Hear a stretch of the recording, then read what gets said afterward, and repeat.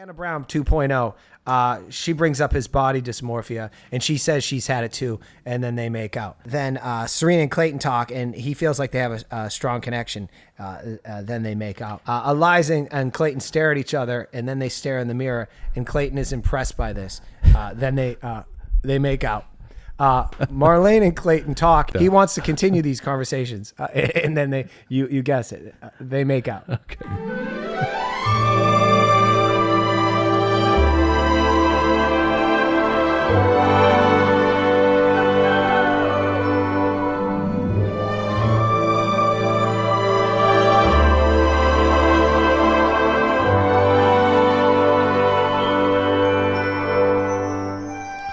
Welcome aboard. What the fuck? I got the wrong intro again. Good God. It's been a long day. Hi, hello there, and welcome to another brand spanking new episode of another Bachelor podcast. I am Dylan. I'm saddled up next to one real Nicholas Davis. What's going on, everybody? Even though that was a mistake, that's a huge plug for our other property, another Below Deck podcast, which is a way better show than this. Go over there and listen.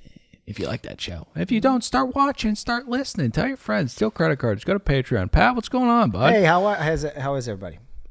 It's a long day. Thank you for asking. Permission granted. All right, so we have got. It's just crazy what a week does. What a gap in programming does. They're all these girls. They're back to like a homogenous glob of blondes. I don't know their names. It was fun to get back, though. Clayton continues to be Quasimodo, America's Bachelor. Hey. And I don't want to get ahead. It's been a long day. You're ahead of yourself. I don't want to get ahead of my... It's just been a long day. You know what? Normally at the top of the show, it's PSA time, Dylan.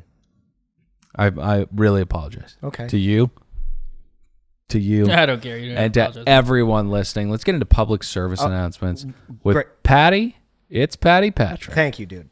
Okay, special announcement. Very excited to announce this. So, on this feed that you're hearing right here, the same feed you're listening to this, sometime this week or maybe early next week, we are going to drop 10 episodes of not The Bachelor, but of our coverage of season 1 of Love is Blind. Great reality television show. It'll probably be next week just because Dilly's got to comb through some of the episodes just to see if we said something, that was behind a paywall. So we were a little rougher on people. Maybe the porcelain ears of our cheapos might be offended by some of the stuff. We don't want to offend anybody. Right. So anyway, Dylan's going to edit some of the more questionable material and content out of it. And nothing too bad. I mean, we don't have dark hearts, but it's behind a paywall. So anyways, what were you saying? Yeah, so, I felt like we could talk openly, back there. But Sure. now we're putting out for the tens of thousands of you that tune in to hear The Bachelor because it's a better version of The Bachelor. And dare I say it's the best work that we ever did as podcasting, recapping a dating show. It's phenomenal television. We are not a monolith, but I think we can all agree that is the best work we've ever done. Ever. And I'd like to explain our process for why we're doing this. If you never watched the show, if you've never been a Patreon person or something like that, this is free. This is free content. 10 episodes. This is probably 10 hours, 12 hours of content for you to absorb. And in exchange for this gift that we are bestowing on you. And it is a gift. You, in exchange for that, will go sign up for patreon.com/another podcast network for us to drop Love is Blind season 2 in the next 2 weeks. And we're going to have a real good time doing it. So excited. So I am expecting 1,000 of you to pony up. So don't let old Patty down. Come on, it's the beginning of the year. Sure, you've got a bunch of credit card debt, but at least you're not shopping for people. That's over. The checkbook is balanced, okay? $5, and if you can't $5, it's just been a long day. Yeah. Here's a little tip, too. Wait till February 1st so you don't get dinged for January. I mean, come on, you don't want to pay $5 for 2 days of content. There you go. Know what I mean? Yeah. Although, you could go in there, and there's, I think, 300 hours of content. We got to get in this show. Oh, sure. But this is the hard sell deal. It's a hard sell. You got to hit them over the head with it. Okay? So if you don't sign up, you're a huge piece of shit. Too hard? If you don't sign up, fuck you. No. Head over to Patreon. Actually, pause right now. Pause. Patty's commanding you. Pause the button right now. And go over to patreon.com/another podcast network. A little bit of a problem with the call to action there. You told them to pause, and then the directive came after. So they're not listening. They're in limbo right now. They have no idea what's going on. They're never gonna finish the season They're of The never Bachelor. going to finish this episode. All right, so do that for Patty. Come on. We got the idea of putting all this content on your phone that you didn't ask for from U2. It went swimmingly when they attempted it. Yeah. And so we're gonna try it again. 10 episodes you didn't ask for, but it's Yeah. good shit. Like It's you said, good shit. best stuff we've ever done. And we're going to tie it to some type of AIDS relief campaign in Africa. And I would It's say red. Right. I would say the second best stuff we've ever done, quite possibly, is Juan Pablo season, which is also at patreon.com/another podcast network. So fun. The Vietnam episode. My God. All right. Public service announcements Finished. have commenced, or the opposite of that. Long day. So I think it means both. good. Let's get into a fan favorite segment that is something I almost dipped my whole body into earlier. It's general, was wild. It's general thoughts. Pat, why don't you let Nick go Sure. first? It doesn't mean both. But I felt like they always gave the commencement speech at graduation. Right. It was confused me. I guess it's the start of a new Yeah. journey. So you're free now. Really Go enjoy the debt you've accrued. really enjoyed this episode. To me, I think this episode 3, especially on The Bachelor, when there's all the girls still on the show, is when you're going to get the pinnacle of the Bachelor season, because we still have the people who have no shot, but they're there for like comedic relief and just cutting each other down. Right. I enjoyed it. I don't know what Omarosa-esque lab Janene was built in, but she's great television. I'm gonna give it, honestly, and this is high for me, Bachelor 89 knots. Yeah. Roses. So like Nick mentioned, we have 2 peaks throughout the course of a season. We have Hometowns. we have hometowns as our final peak before we fall right the fuck off of a cliff and we watch 2 to 3 people who have no idea who they are commit to, or soft commit or fake commit to a lifelong commitment. But like Nick said, the first peak is this most beautiful cross section. Everything he said, we have the right recipe of people here, and it's marvelous television. Couple that with an absolute moron for a Bachelor, and also some people who I really genuinely love. Love Gabby. And some other ones I'm enjoying. Is that the one that talks like Jennifer Tilly? Yes. Very annoying voice. Very annoying. 70 pots, Pat, go. Okay. For every step forward the Bachelor franchise makes, they take 2 steps back. When you cut to a commercial break and then you return with a screen that says viewer discretion advised, Yep. you know you're fucked. Yep. Okay. And then when you Holy see shirts and pants, y'all. And then when you see Bristow's going to be the one that ushers that pain. Oh, up therapist onto the Caitlin screen. Bristow, the Joker? Yeah. Oh, yeah. When she's overseeing a really bummer therapy session. Bummer. We should never see on the screen of the Bachelor franchise viewer discretion advised. Right. This is supposed to be the Bachelor where we're having fun. Well, and if we are going to see that, we can't soon after see the Avalon and then Bristow on a stage. You mentioned commercial break, and I know you're in the middle of your thoughts, so I apologize, but I actually enjoyed the commercial breaks quite a bit with this one because they did pop up the Geico ads that I love so much. The one where he's trying to coach the people who are getting older. Oh, I love that. love those commercials. I love it. My favorite one is he goes, now we've seen this shirt before, haven't we? And he's holding the shirt that he's wearing. He's like, I'm still going to get it. Geico's the shit. They're just brilliant. I love where the grandma walks by her grandson and says, "Oh, Alvin, I got your face. Did you get my friend requests?" Yes, Grandma. He's on Facebook. How many pots? 4. Pretty low. Yeah. I now have a dream that I want to write a Geico commercial. Me too. Which is really just writing a funny 30-minute sketch and then being like, buy our insurance. Yeah, 30 second, but we had like 27 seconds. Hey, let me really. wrap up right, my 'cause I thoughts said and buy notes. our insurance. Yeah, That's yeah. right. Or my general thoughts. You said 4. Mike You said Fleiss, 4. that fucking loser, tweeted out yesterday, and he's lucky I didn't come for him. He said, "Oh, watch for some clues of hashtag Bachelorette." Like he was trying to say that he was going to Easter egg who the Bachelorette might be last night. I hope it's Gabby. I wanted to tweet at him again. Hey, loser, get your act together. This show sucks. 4 pots? Yeah. I know you're new to Twitter, but this is Mike Fleiss's shtick. He he breadcrumbs you to nothing. Oh wow! Yeah, he'll do it all season. He'll be like, "Wow, we've got a massive surprise coming up tomorrow," and shit like that. I hope they put that on his gravestone. Which he breadcrumbs to nothing. He was a vague piece of shit. Oh, those would both be good. All right, so last we left should write off, tombstones and Geico commercials. we had some quarreling afoot. We had Elizabeth versus Shanae, young Laura Ingraham versus Selling Sunset. Call her Selling Sunset. Selling Sunset, or verse crazier Taylor Swift.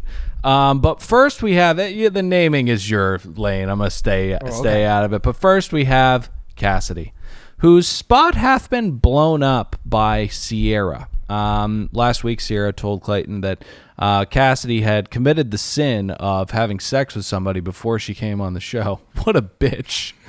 And Cassidy knows that there's something stanky afoot, but she's indignant. She says, "You can talk about me all you want, but it won't have a difference." I quoted her because she said, it won't have a difference." That was a bad English. I had faith in you that is what she said, even though I didn't hear it in real time. All right, so after talking to Papa Jesse... Well, hold on. We don't want to skip over that. Okay. That was huge. This was interesting. Okay, sorry. Clayton goes to Jesse That's Palmer, bad hosting. says, Long day. "Dude, I got a problem here. Yeah. All right, I gave this girl a rose. Right. All right, that means she's in." I thought you said all these girls were virgins, Jesse. She's not a virgin. I just gave her a rose. Well, he's like, "Hey, dude, I thought even if she murdered somebody, I gave her a rose already. I can't take it back. She's here to stay." Yeah. Jesse Palmer, in a frat boy-like way, smacks that bitch right in the face, and he says, "You're the fucking Bachelor. You can do what you want. Get in there, have fun. Take a shit on the floor if you want. This is your show, buddy." Have fun. You're the Bachelor. And Clayton wakes up. He's like, "Oh, okay, good. Thanks." Yeah. Jesse said, and I quote, "There are no rules. Since fucking when?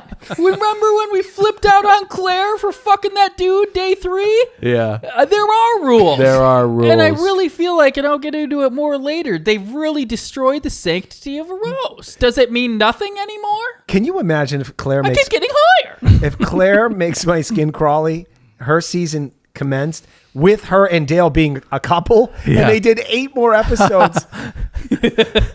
That would be the most... alt comedy commitment to a long dead bit you've ever seen. A guy Are you shows rubbing up, the meaning of commence? A guy shows, yeah, I did. A guy shows up to pick Claire up for her date, and she's in bed with Dale. Yeah, and she said, "Give me 5 more minutes." Yeah, we're almost done. Okay, so after he's talking to, Dale's in a Superman costume he got from Party City. That's a deep cut. So, it's the kind of modeling work Dale was doing before coming to such acclaim and fame on The Bachelor. Check out the video. They're now going up, and I learned proxies, and this shit's going up by Wednesday night, I promise you. All right, so Papa Jesse tells him to have fun, and so Clayton pulls Cassidy to have a bummer conversation. Now, she thinks that she knows what he's going to say, but then... he accuses her of being a whore, and she's super taken aback. Now, Cassidy is a demon, but this is absolute horseshit and, dare I say, unfair. Clayton, what'd your DMs look like before you picked up this mantle? What is going on with this? Cassidy is a demon, but I don't think that she should be eliminated on these grounds. It's complete horseshit. She I'm surprised she didn't get or she got more aggressive in this situation, almost a masculine energy. I was like, wow, is this Butch Cassidy? You are a long way to get there. You are correct, Dylan. I agree 100% with you. He shouldn't have kicked Cassie to the fuck out because she was, having sex with a dude before coming on the show. He should have eliminated her because she's a monster. Right. But he didn't do that. No. He eliminated her after donning a scarlet letter on her and then kicked her off the show. But again, whatever. And by the way, if they're dead horse, if they're going to start kicking people off this show because they came on here for thoughty fame, right, or they were fucking and sucking someone else a couple weeks before they packed their suitcase, they're beautiful and 26 years old. Yes. We'd eliminate everybody, I think is your point. Yeah, what are you doing? And also, this is just bolstering the role of the rat and the narc in this show. You know, like that. This show, for a long time, maybe the rules are being ripped down. We really are living in a postmodern hellscape. Rats were eliminated from this show lickety split. And it would seem over the past couple seasons that not only do the rats take down the people that they rat on, they have a little bit of longevity on this show, you know? And I'm not going to say Cassidy is a cunning snake or what have you, but I don't think she's dumb enough, if she thought that really would have gotten her kicked off this fucking show, that she would have shared that with Sierra in that way. Like, I was fucking this guy. I think it got padded a little bit with Sierra making more hay out of it than was really there. Sure. Did you guys know that Clayton's actually a really big fan of independent film? Oh. Yeah, so this scene was Butch Cassidy in the Sundance. All right, Nice, so nice. Mara says that the cocktail party is in a limbo right now, and she's 100% right. The girls have no fucking idea what's going on. Well, they're observing and trying to understand body language. It is, in fact, a science, Dylan. Well, but they're also like, you know, much like us and America when we were watching this, they were all wondering, well, but what about the sanctity of the rose? She hath been granted passage into the next round. What's gonna happen? Because she had sex 3 weeks ago, but she's also got a rose. What's gonna happen? So he sits down with her, and she confesses this heinous sin, that she was sexually active before she came on the show, and Clayton sends her home for it. Very slowly, too. He kind of licks his lips and sucks through his teeth for a while. To be fair, he's always... Doing that. Yes. Always doing Now, that. Dylan, when I was kind of having mixed feelings about this, because I do, in fact, think Cassie is a monster. Right. I was kind of like, again, the argument that we just made here, like, Clayton, meathead, this is wrong. You're guilty of the same thing. You're throwing this girl out. 100%. They cut to this poor girl, and I don't even know. Oh, my God. Well, I wanted to share that Cassie was asking me what I planned on saying during my exit interview. Cassidy's a monster. I have that exact note. She was sent home for being sexually active with somebody, and not 10 seconds later, we see what she should have been sent home for. One of the meanest, most cutting things I have ever heard, and I can imagine and only assume that it was completely unprovoked. She just went up to her and face pushed her heart. Can you imagine the three of us being on The Bachelorette? We don't know each other. And I'm like, hey, Dill. What are you going to say when you get fucking sent home? It's akin to the UFC alerting Francis Ngannou's team that they were about to sue him right before his UFC Fucks with heavyweight your head. championship fight, trying Yeah. to fuck with her head. Yeah. And fuck with her head she did. That girl was shaking. She was destroyed because of it. So mean what she said. Was it Lindsay? Who was it? It might have been Lindsay or someone that looks like Lindsay. Homogeneous glob of blondes. All right, so Sierra is worried that because she is a fucking narc, she's going to be stained and possibly sent home. But who can say except Pat? I think it's time for a roll call. Oh, you want a roll call? Yes, please. All right. You guys going to fucking put the music in this season? Yes. Give me like I think this has really been the problem. Oh, don't worry about it. Here, let's do the roll call. Liza, a piece of ass. And I turned to my wife and she said, you know what? You should give her a name. Call her Kareem Winter from our local news affiliate, KTLA. I said, Cherie, we're global. No one will understand that reference. She's a piece of ass. Rachel, the flight attendant, Starting off also strong. fucked up, brushed up eyebrows. Really looks weird. Serene, award for best body. Looking good, girlfriend. Sarah, looks like her face got stung by a bee. Lots of bees. Bzz. Teddy, I think she needs a permission slip with her parents because she's 14. How'd she get on this show? Also has a mild underbite. No judgment here. Lindsay, she looks like blonde No Tia. judgment. Jill, I have no idea who she is. Gabby, a.k.a. Jennifer Tilly's voice. Extremely annoying. Kira, I'm running out of gas here. Mara, her face is too skinny. Marlena, wearing Blanche DeRose. Devereaux. Is it DeRoe? Devereaux. It's this one. Thank you for being a friend. Thank you for being a friend. Travel down the road.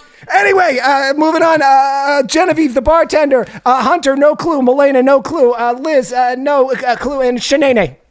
All the ladies who didn't get a rose again. The new music editor on the show is really having some fun. Did you notice how when the girls were leaving? No. We got some it's almost like they were watching Temptation Fuck Island. Fuck a lot Hotel of, Island, yeah, yeah. fuck yeah, the good music. Yeah. Anyway, So definitely disjointed.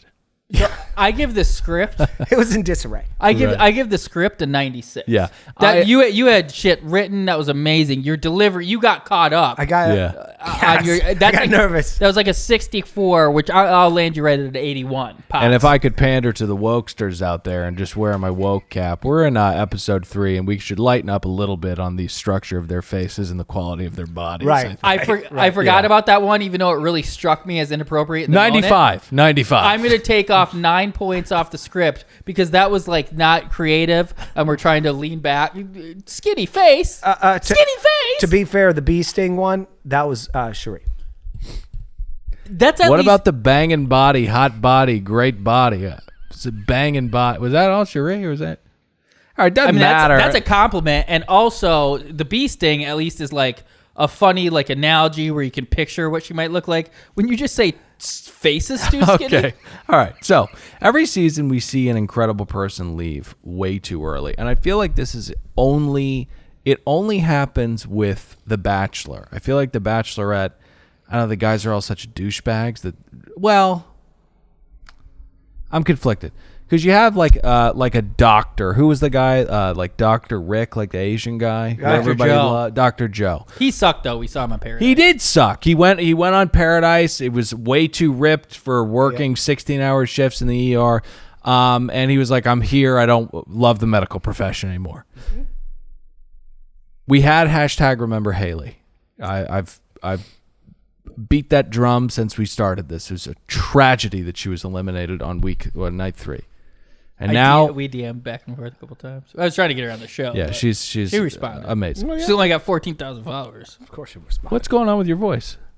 I was going like this, you know. What's going on with that? Yeah, you know. Fucking All right. Seems like there's an insinuation there. But anyways, now we have hashtag Remember Kate.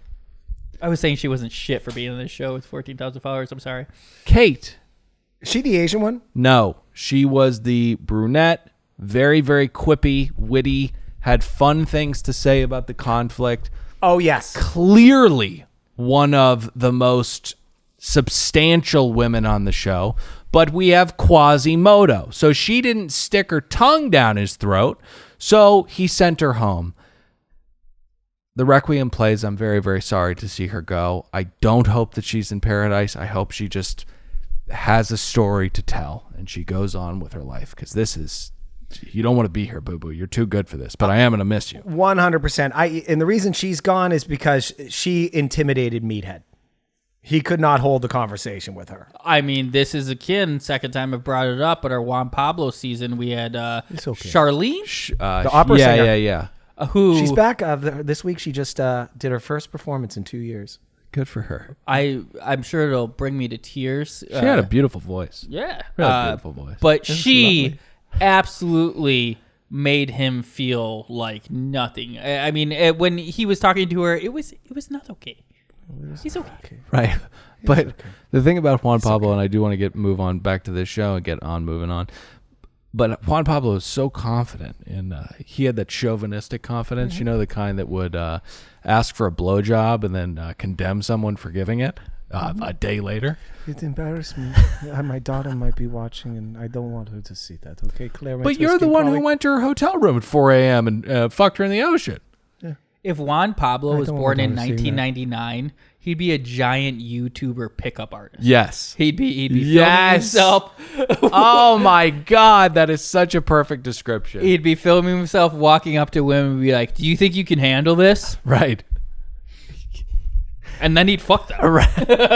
My favorite part was when Claire makes my skin crawl. He asked him in the helicopter, "Tell me something you love about." He said, "I love no one sucks the cock better than you." Okay. I wish Pat Oh was... man, tonight's tough. I'm sorry for the wokesters. I wish Pat was young enough to understand how awesome my analogy was. I thought it was awesome, dude. Have you ever watched Pickup Artist? All right. It's a big hate watch. Throats Watch cleared another now. watch another podcast show. I'm gonna bring in some Pickup Artist shit. That is incredible content. Free feed, 5 stars, extra episode a week at Patreon. Let's get back to the show. So we get a little black screen, as aforementioned, that says, heads up, sensitive material is coming up. Great.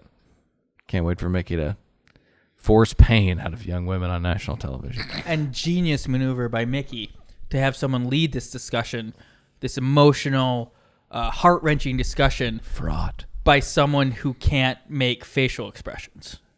You're talking about Clayton? No. Caitlin. Oh, sorry. Close, so, though. Jesse Palmer steps up and says, we've got 2 group dates, 1 one-on-one, and he reminds the women that if they have a chance to spend time with Clayton, that they should take it. I was too early. I didn't know where we were. Thank you, Jess. Appreciate it. It's such a important role the host of the show serves, you know. Blanket, obvious statements like that. He's really slotted in quite well. But we have to get to the group date, and that means we have to get to a roll call. Yeah. No.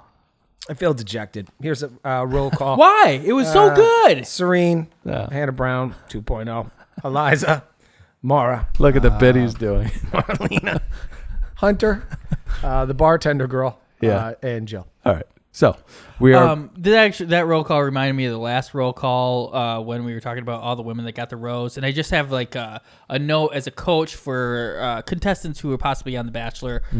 Act like you've been there before. There were a couple girls, Eliza specifically, too thankful. Too much gratitude. and Hunter, both just leaping off the screen. The fact that they got a rose. Right. Act like you've been there before. Yeah. Be Barry Sanders. Right. Hand the ball to the referee. Right. Elizabeth, her pulse did not move. It actually dropped Yes. during the rose ceremony. Yes. She was second to last. She understands. And had not a fear in her body. Yes. She understands that it's. Yes. Jeff Goldblum was just on Bon Appetit making cakes with Brad. What incredible content. Jeff Yes. Jeff Goldblum is the man I used to have in my Tinder profile back in circa, we're talking That's embarrassing. 2018. I used to have in my Tinder profile, let's compare Jeff Goldblum pictures. Because everybody who's ever visited LA I have one. Yes. has a picture of Jeff Goldblum. I have one. Offset spatula. What is this? What's this? What do you use this for? Oh. Yours is amazing. He's touching your stomach. Oh, yeah. He is touching my stomach. He was one of the kindest human beings I've ever met. And it's all fake, right? It's kind of fake gregariousness. I was in a band with a hot girl singer, and he tried to fuck her. She Okay. told me- So, we are He back. took interest in her. We are back. and then he at- was able to fuck her. well, he had her come over. He's like, script from Spielberg just showed up. Why don't you sit next to me? Read it together. That was the movie. And then as they're reading the script together, because she wanted to be an actress too, he's slowly moving those little fingers up her skirt. Can we move on, Oh, please? yeah. I wanted to give you the inside scoop on Goldberg. If Jeff Goldblum was born Bloom. in 1997, he'd be a YouTube pickup artist. So we are back at the Avalon, a frequented filming location for this embarrassing television program. The girls walk into the Avalon, and who do we see but our favorite, the Jigsaw Killer? She's very, very serious. She's setting the tone right away. She says Clayton is the most genuine person that she's ever met. Pump the brakes a little bit, okay? And when did she get her license in therapy? I don't know, because you got to put some time in to get that kind of license. I think You so. know what I mean? Is there any way you could cut my line where I said that facial expression thing right before this part? Because that's where it was supposed to be. I thought we were on the group date. I think so. Yeah. It takes 3 extra minutes, and when you're really into flow editing, that'll fuck you up. And piss you off. Yeah. I feel that, so I'm sorry, I have but been please. very angry lately, so thank you. All right, so we get the second game of Never Have I Ever in as many episodes. It's what this was. That's exactly what I said. Yeah, Thank you. It's lazy producing. It's Never Have I Ever, just with a dark background and X-Files music playing in the background. It's royalty-free X-Files. It's spooky. It's serious. It's a bummer. Hey, can I go down a couple of these women sharing their pain? No. So the first question is there a part of you, very vague question, and if you didn't stand up at this question, you'd be a certifiable lunatic. First question is there a part of you that you're not proud of? Toenails. Yeah. Those look like can openers, dude. Have you seen them? Oh yeah. They get worse. Let's not talk about the toes, though. So Clayton says something about past relationships, and then Genevieve says that in past relationships, if she hasn't been into it, she's sabotaged the relationship. I mean, it's a self-sabotage. This is people standing up, not sure what to do with their hands. Go ahead. Well, then Hunter's up next. She described a dickhead ex-boyfriend who used to body shame her. He wanted her to change her hair color. Clayton gets fucking pissed. Yeah. And I'm pretty sure he'll still be pissed next week when he sends her home because he's more attracted to 18 other women than her. Yeah. And Hunter, I get it. We always kind of resent the people who are trying to improve us. Right. Okay, all joking aside, this bluest eye kind of story here clearly is a very painful and sad one. It sounds like she was dating someone from the Manson family. Like, it was just really, really fucked up. Constantly telling her who she reminded him of, and it was just really, really yucky. He went to talk in circles school, and he became an expert. Oh, yeah. But also, Hunter, love yourself more. I hope you do. Okay, so couple more women. Imagine if Michael Jordan, when he didn't make the varsity team, just told his coach, he's like, oh, he expected too much out of me. Hunter, again, it's all joking aside. I'm joking. That guy sounds horrible. All right, so a couple more women say that they, too, have experienced bad things. And that when Clayton says he wants to talk about race... someone That was awesome. Someone says that they don't want to talk about race, and that's when Clayton pipes up and says no, that he wants to have those dialogues. Clayton, buddy, you don't. Some may, Not you. but you don't, because there is literally no way for you to speak on national television about this without putting your giant fucking feet in your mouth. So you're black. Some people don't like that. I don't care, personally. Most of the time. You want a kiss? All right. So, he then opens up about not having abs, true pain, and we end one of the least productive whiffs I've seen on this show in quite a while. Clayton says that he wants this energy to carry over into the nighttime, and I asked myself when I saw this, why? Bummer. Night date. Let's get to the night date. We're still in the bowels of Hollywood. We are now at a speakeasy with a vault door. It's 3D printed. The place was a Goodwill before, not a bank. Anything on the toast, or can we get to the sit-downs? Let's get to the sit down. All right, so Susie tells him how brave he was to talk about his abs. And we get a couple more people. Hannah Brown 2.0. She brings up his body dysmorphia, and she says she's had it too, and then they make out. Then Serena and Clayton talk, and he feels like they have a strong connection. Then they make out. Eliza and Clayton stare at each other, and then they stare in the mirror, and Clayton is impressed by this. Then they make out. Marlene and Clayton talk. He wants to continue these conversations, and then you guess it, they make out. Okay. What was it real quick? Real quick. So I got a sense of panic in Clayton when he was standing in that mirror with Eliza and looking at the future of being in a biracial relationship. You just see his hands kind of start to clam up a little bit. Mm-hmm. He's like, I don't know. But ultimately, Mom's going to like this. But ultimately, they make out. Right. So he sucks. I mean, he speaks with the one who didn't want to talk about race, and he keeps talking like a fucking scout. He's like, I like what I'm seeing out of you. Keep being you. They're not strapping on pads, fuckface. You're trying to have like real life connections with these people. Please stop talking to them about their verts. Yeah, we're happy that she did the 40 in 2.8, but very fast. Yeah, 2.8, huh? Yeah, she's fast. Holy shit. coincidentally, she was the one in the Olympics. Now, I have a clip here because Clayton does something that he shouldn't do. Clayton's so fucking happy about this process. He wants to give out 8 roses today, right? So Eliza gets the rose, and then that's when Mickey made a phone call. Harrison, There's one fucking rose. Tell this piece of shit there's one rose. Oh, wait, your name's Palmer. Sarah, get Mike Fleiss on the phone, please. What are you talking about right now? He Am tried I breaking- lost, or do you know what he's talking Yeah, about? he tried breaking the rules. He wanted to give out more roses. He wanted to He give give out out more every roses. girl a rose, and he's only allowed to give out one rose on the night date. Did he really do that? Yeah, he said, I want to give out 8 roses today. In my humble opinion, we saw the same thing where he interpreted it different ways. Oh. I felt like he was a dumbass just talking. He was Oh, like, I yeah, love to give yeah. out roses to Oh, all of them. no, he I don't think was. he really attempted. Oh, yeah, no, he was. I don't think he fought Mickey. I don't So- think there was a phone call. So that was But again, I clearly- feel like I'm poking a hole in the bit. And if we could be a democracy here, I'd like to jump in now.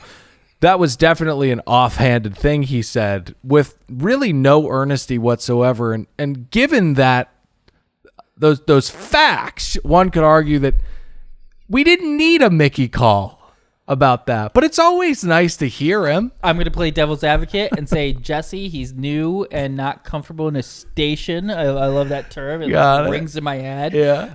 And so he was like, hey, maybe Clayton's a dumbass and he's just talking, but let's run this up the flagpole. He made anyway. Mickey Mickey, you're not nervous. going to believe this. This guy wants to hand out 8 roses. I don't even have 8. I have 1. God damn it, Chris. You've been doing this for 25 years. Oh, again, it's not.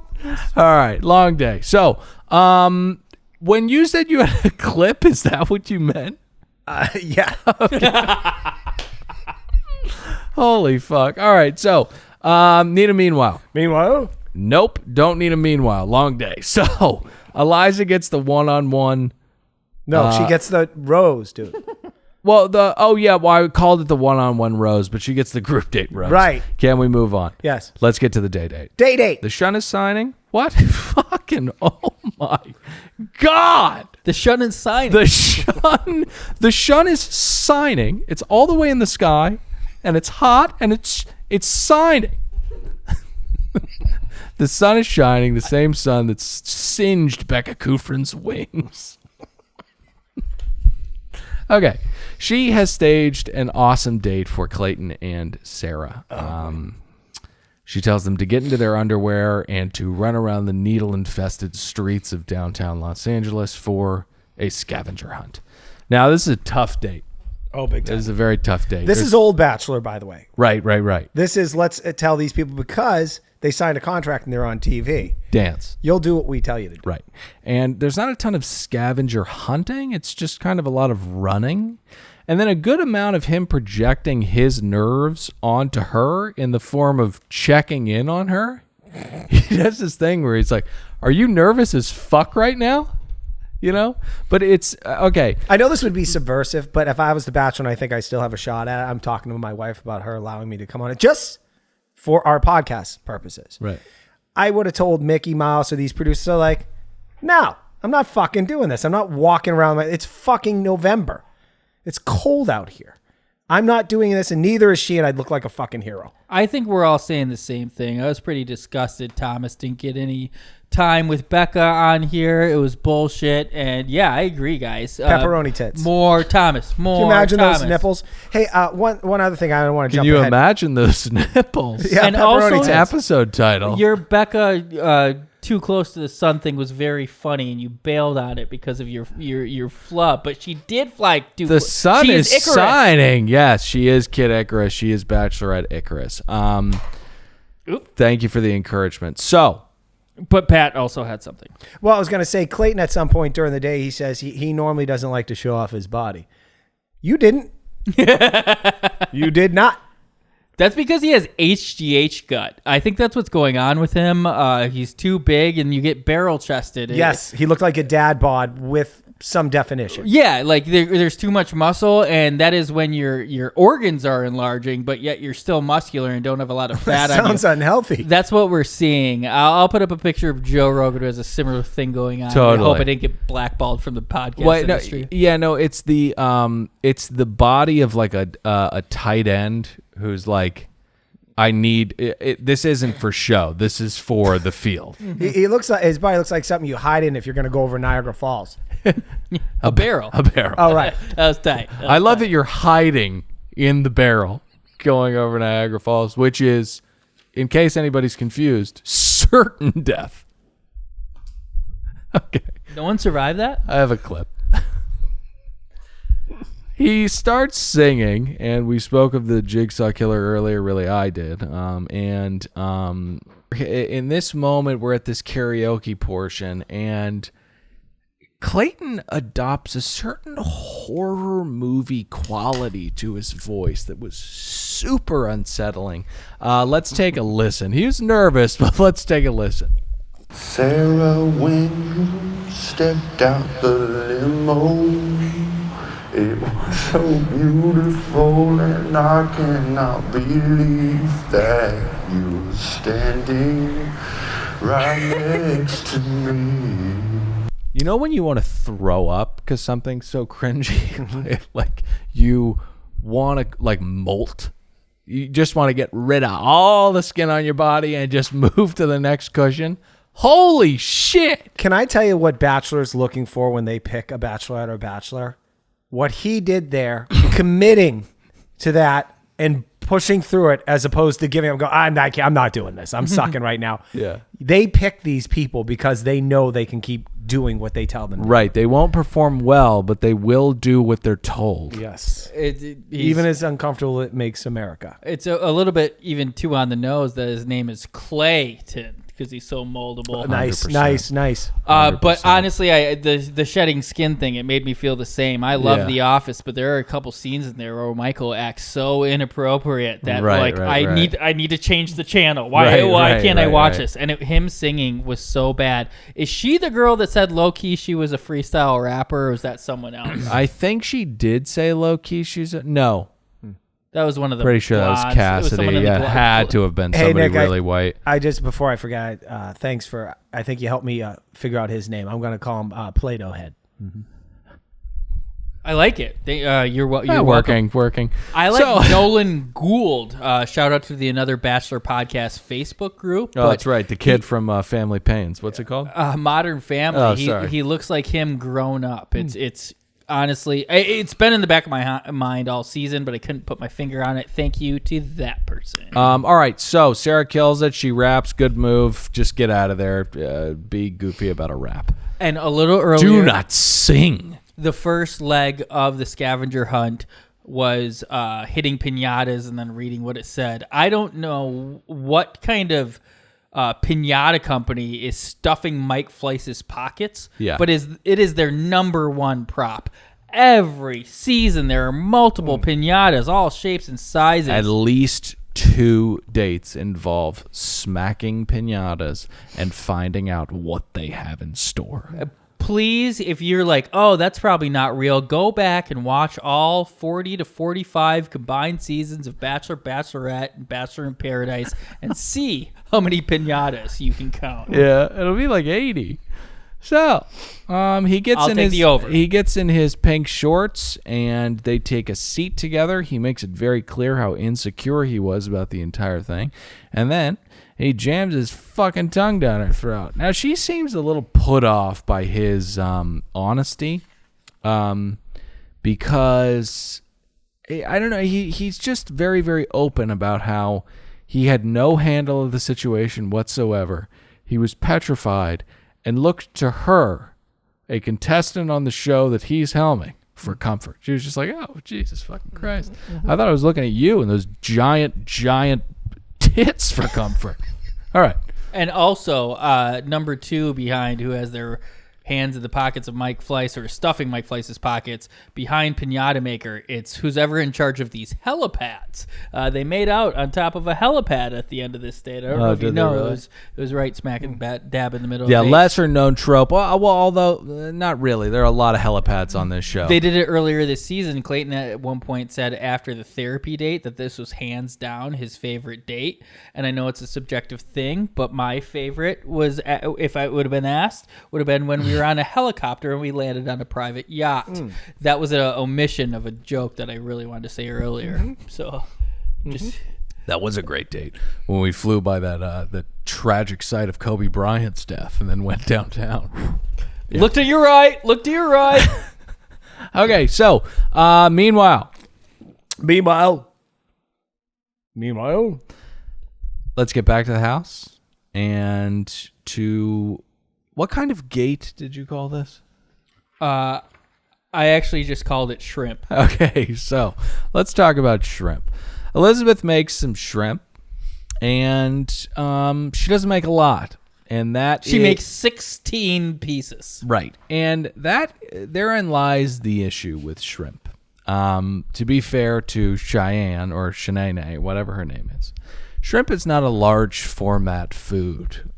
They go quick, and when there is shrimp in the form of scampi or, cocktail, they're a scarce commodity. They're to be approached with restraint and consideration for your other diners, your fellow diners. This does not apply to Shanae because, like I said, she has at least one mental disorder, for sure ADHD, but a couple more I'm positive of.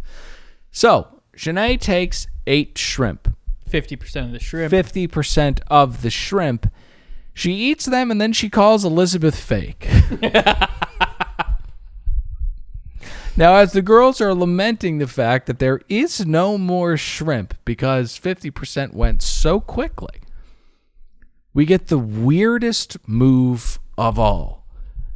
Devouring most of the shrimp is bizarre, but then making more in a way to kind of say, like Mia and Michael, anything you can do, I can do better. Great reference. This woman is out of her. I mean, she's crazy. Crazy. Going around offering the shrimp to people after she's eaten so much. There's a little bit of arrested development going on. She doesn't have good communication skills. She has very, very low emotional intelligence. She terrifies me, and I'm glad she's on the show. It's been a really fun time watching her. You guys have any final thoughts on shrimp? No. I'm really excited to see Cassidy in Paradise. And, Oh my God, yeah. And also, just since we're on the subject, what is the appropriate amount of shrimp to eat? 4 Because- pieces. 4 pieces. Well, Okay, I cool. mean, it depends on the context. I mean, if you sit down at a steakhouse, you order the $35 shrimp cocktail, you're going to get 6 shrimp with a pungent cocktail. You go to a house party, it's just ketchup and cream of horseradish. It's not really going to sting the way that you need it to. But if you go to a steakhouse, you're not going to get that many shrimp. So you need, like I said, exercise restraint and have consideration for your fellow diners. I feel like you pretty much said the same thing as Pat, and the answer is 4. Okay. Thanks, Nick. So, night date. Night date. Clayton and Sarah go to an exhibit that I actually really want to go to. Same. The Van Gogh immersive thing. It's at Amoeba. They kick Amoeba Records the fuck out of Oh, there. did they really? That's both sad and also fine. One, vagrants before vagrants were really taking over the city. They all congregated there with their misfit tattoos on their face and their chain-smoking fingernails that were patinaed and yellow like an old book. Can you believe those fucking weirdos when you're bringing up, just ironically, you're getting open up and say poison on CD, and then the checker there He's talked about this exact story. throws a look at you. They're so judgmental. Right. Dude, you're working at a record store. Sure. You have full gray hair. Right. No, I don't want to. I wasn't calling you out. I love actually the consistency in your stories, and when we talked about we don't like retail people getting uppity with us, Yes. It's one of my favorite discussions of all time. No, they will look at your records that you're buying at that store, and they'll be like eyeing them out like, oh, you're a dumbass basic piece of shit. Yeah. Once again, sir, you were working at a record store pressing Yeah. buttons. Beep, beep, beep, beep, And beep. sorry, I don't like the Mars Volta. They're too loud to me. And you're like, oh, I may be buying poison, but you are toxic. Okay, so Clayton and Sarah go to an exhibit. What is going on? The Van Gogh thing we talked about. Amoeba is no more. Right. Oh, So- one note on Van Gogh if you were going to move on from it. A little bit. No, we're Because once again, this room and the artifacts that lay in it are connected with the ether, the world, everything that's happening. Of course. Van Gogh's work that's considered a masterpiece is the painting The Sunflower. Oh, he's got a lot that are considered. Arguably That one's Starry considered Night, a Starry masterpiece. Night would probably be which the- they sat under as they ate. Yeah. Uh, Now Pat is go to YouTube. Check this out. That's why you got to go to YouTube.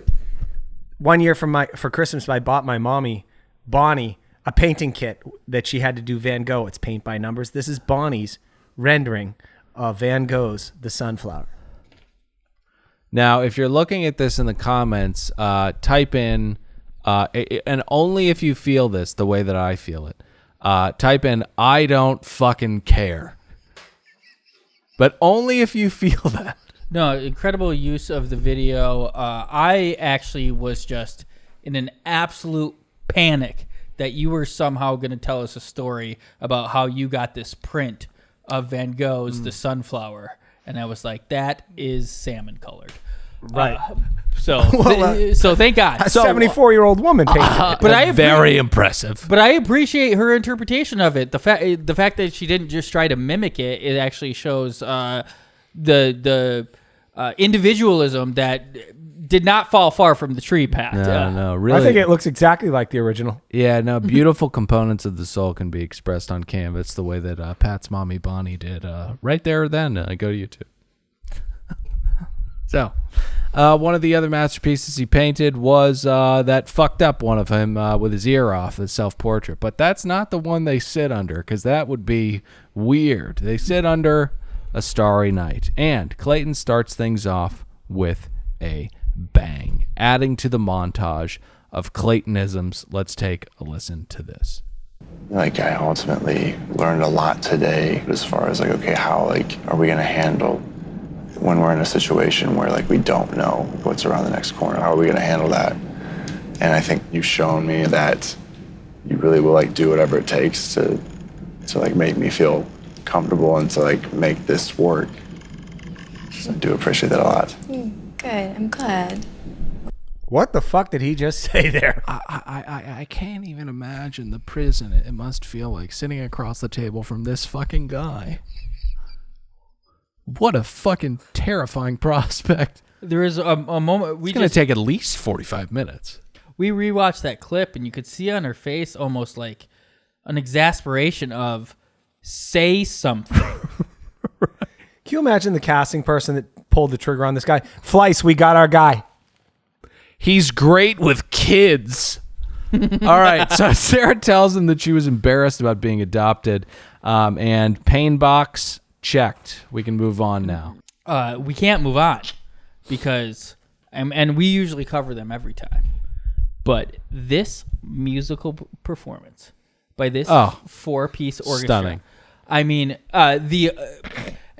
it's no more apropos than to play Debussy's Clair de Lune, which of course means moonlight. Right. And what's more appropriate than moonlight Starry night, yeah. under a starry night? Yeah. And my favorite thing about the song was how it combined influences of poetry, the Baroque era, and even the musical interpretation of Impressionism. Yeah. We all know this song is really just a journey through introspection, and which really just kind of solidifies the lifetime adventure of understanding the soul through all its phases. Yeah, you know, this period... The Baroque period, huh? Yeah. Oh, all of it. It was such a hub of creativity and humanism, and I think that's right. And all this fun stuff that bubbled up out of that period. You know, so much good art. It was kind of like... the poorer parts of Los Angeles in the early 90s, you know, spitting out all that beautiful hip hop and stuff like that. Absolutely. There often has been comparisons drawn from Eazy-E to Claude Debussy.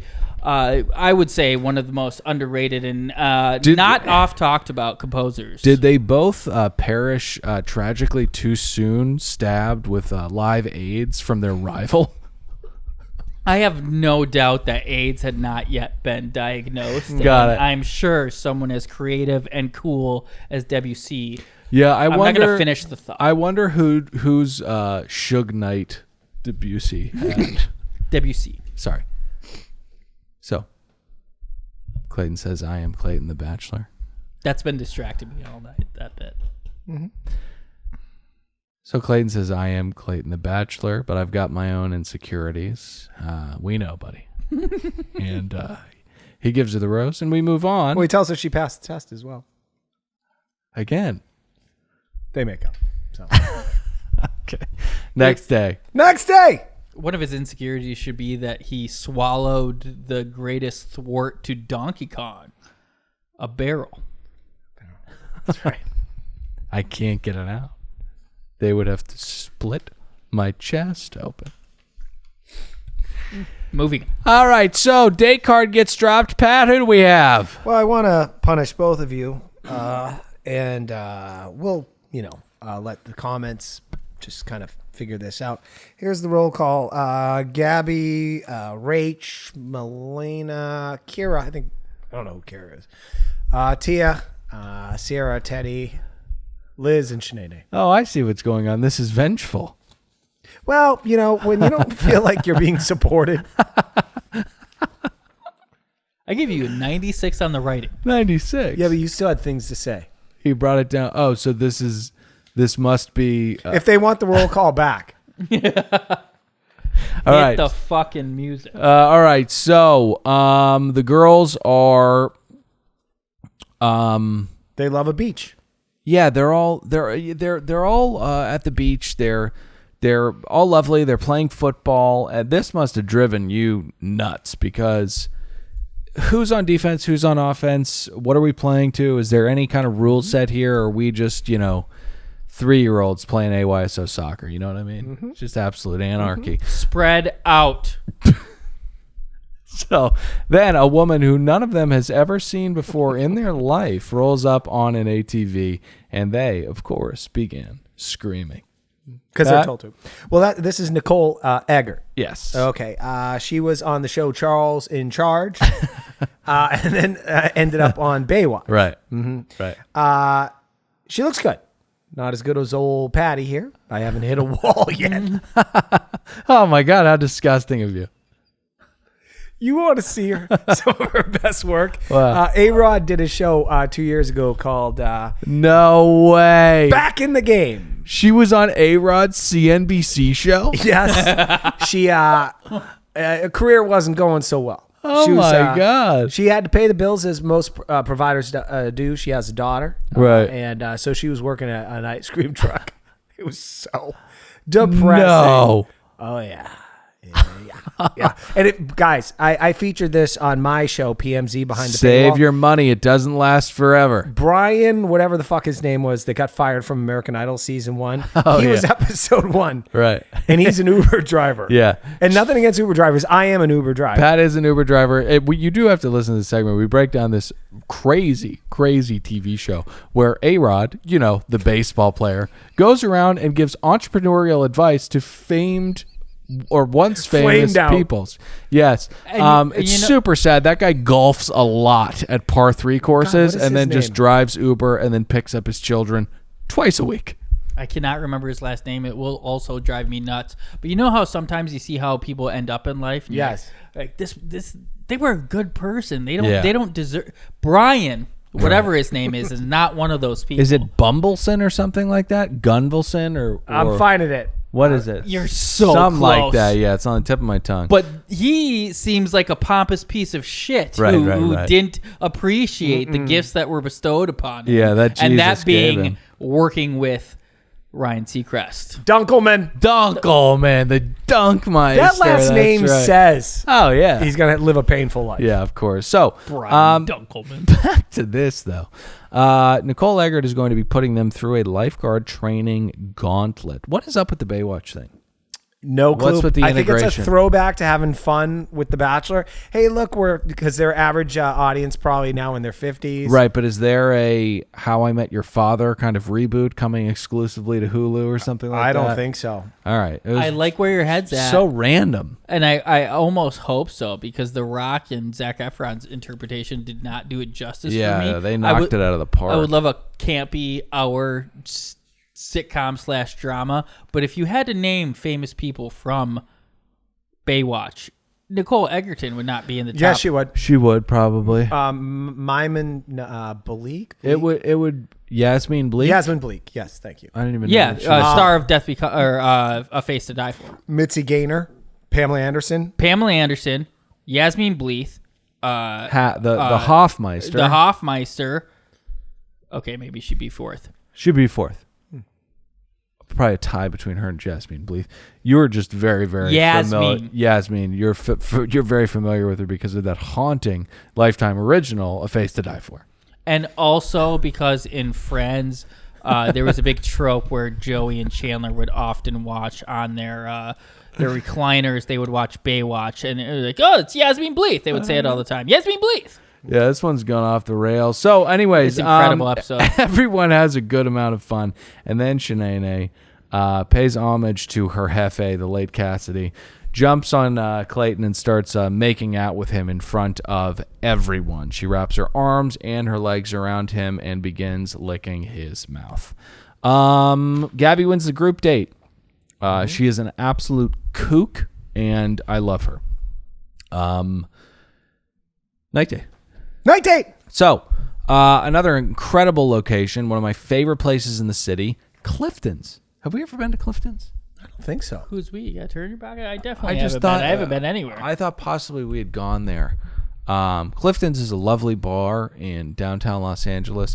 It is a strange building. It's 3 or 4 floors. The bottom is a buffet that various street rats kind of hang out in front, hoping to kind of catch any potato spillover from the hot plates. But when you go up the stairs, you'll have access to 3 different bars, one of which is a secret tiki bar at the top, which has giant adios fucker bowls that are really, really delicious. But yeah, it's the South. Can we go it's there? the South Pacific. It's wonderful. I think it's been closed for such a long time. I don't know how they got in. But anyways, do you guys have any highlights from the group date? I do. The group date or the night date? Night date. Right. That's bad hosting. All right, Rachel, the flight instructor. She needs so much attention for Clayton. She opens up her heart and her pussy. He is fingering her. I actually have the photo of Exhibit A. Look where his hand is. Oh my God. That's crazy. Send me that. Are you fucking kidding me? That's wild. I didn't see that. What great. Honestly, you guys, what better sell? Those are the creepiest, sharpest eyes he's got in his head. And I was like, all awesome. That is fucking crazy. I was Sorry. taking note of how high her dress was this whole time, yet still, I did not see her fingers submerged. I'm not going to finish that sentence. This is why you got to watch the YouTube videos. Well, that's why you got to watch the show twice. Right. We recommend everybody do it. But yeah, that picture is whoa. I mean, that's one night stand shit. That's essentially what they are to one another. But they're just talking about their future. And Pat already sent it. That's awesome. All right. So Shanae says that she needs to pull him first. So after 3 girls go, she takes him. They go into a room and she sits him down and she says that Elizabeth is ruining her time on the show and that when Elizabeth is around her, she feels like she's going to get screamed at.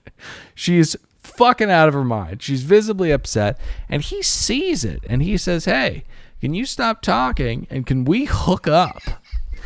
So, Actually, now that I'm looking at this picture closer, I don't want to burst your bubble. I feel like they blurred out her pussy because you can actually see his second hand. Look at this. Pat, I know, Dylan, it sounds egregious. They're like, oh, Nick's had 5 claws. He's fucking off the rails. Look at that.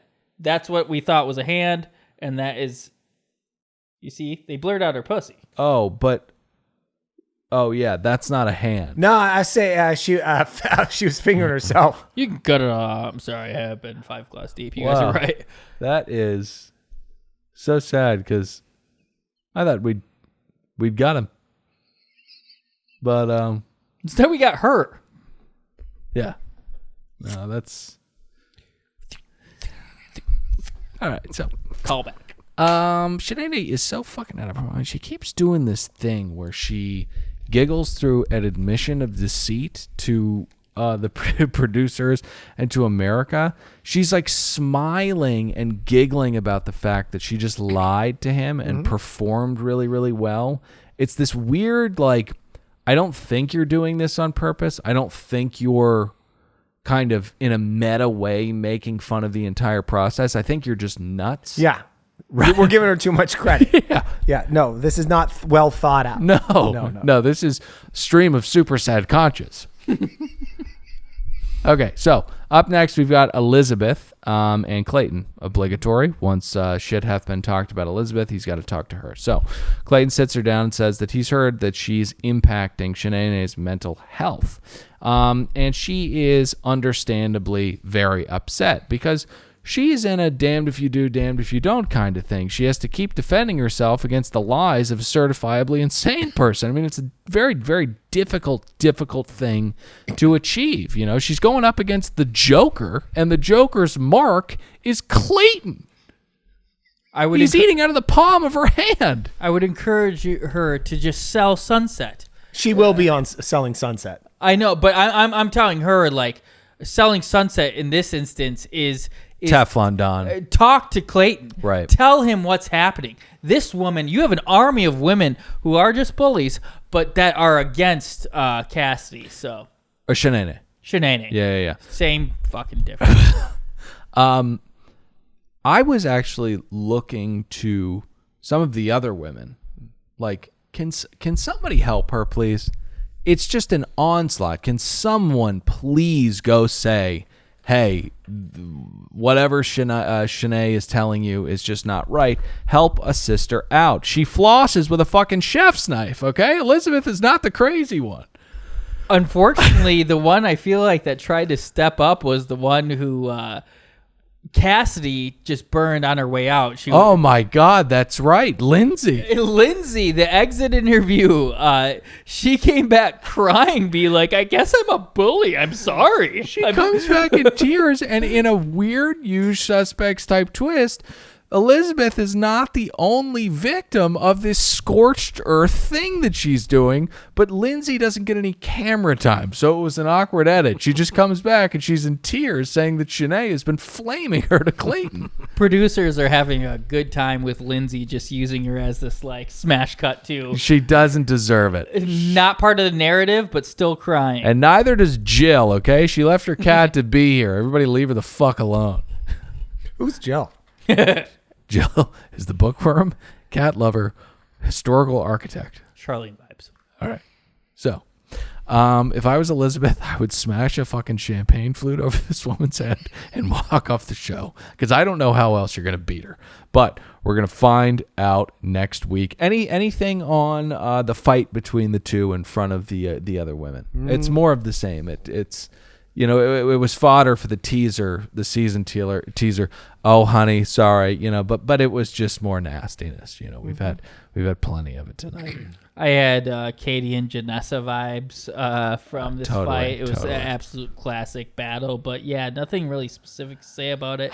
And I forget. Other than it gave you Katie and Janessa vibes. Yeah, it did. It did. Jasenia. I'm sorry. Right. All right. Well, Queen Gabby, she gets the rose, deservedly so. I swear, I thought he was going to give the rose to Shanae. So I knew that was going to happen. I could see it in my mind's eye.